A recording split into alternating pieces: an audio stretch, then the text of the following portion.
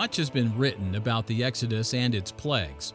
Unfortunately, the discussion has brought little enlightenment, let alone consensus, as to the nature of what happened, if anything.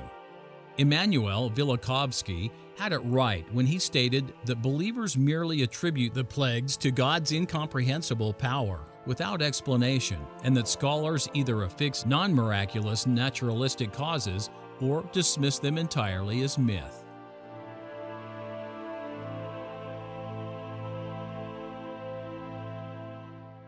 Neither side is helpful.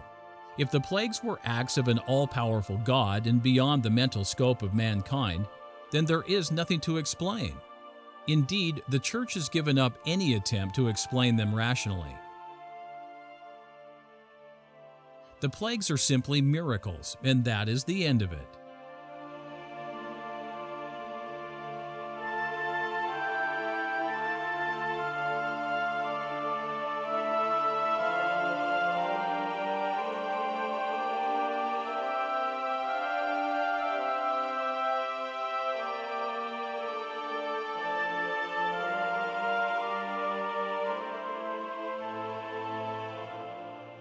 Some scholars attempt to explain each plague as the result of a natural disaster.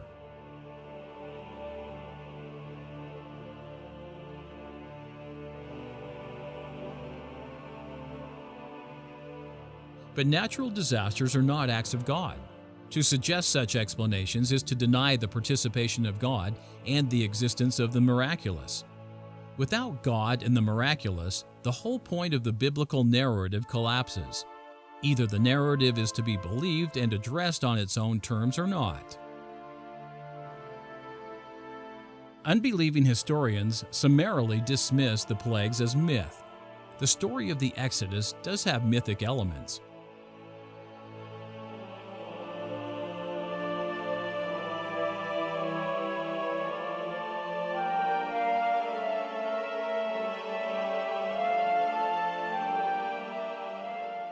Like other important gospel events, the planetary archetypes of the prophetic tradition were used to prefigure the redemption of Israel through Moses. But the existence of the mythic types found throughout the world does not make the Exodus or the plagues unhistorical. The plagues were real.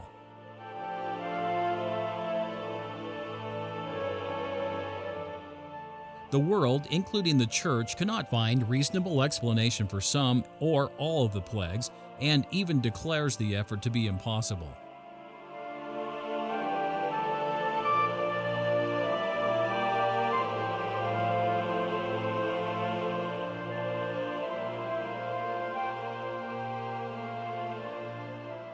Yet the plagues were real physical events and are, therefore, physically explainable.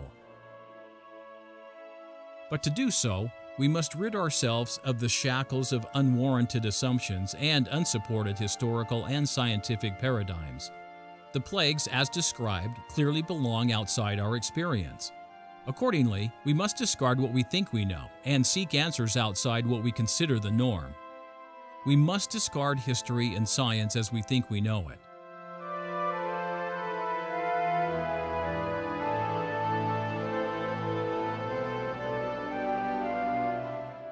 The most famous of the plagues is the first one. With the aid of the rod, Moses and Aaron changed the waters of Egypt to blood.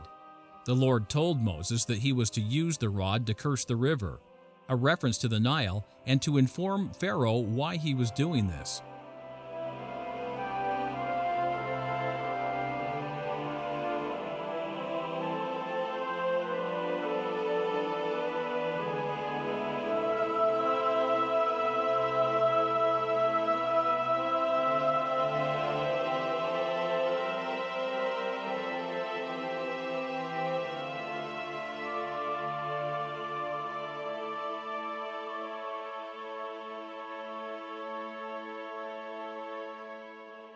Aaron was instructed to curse all the waters of Egypt.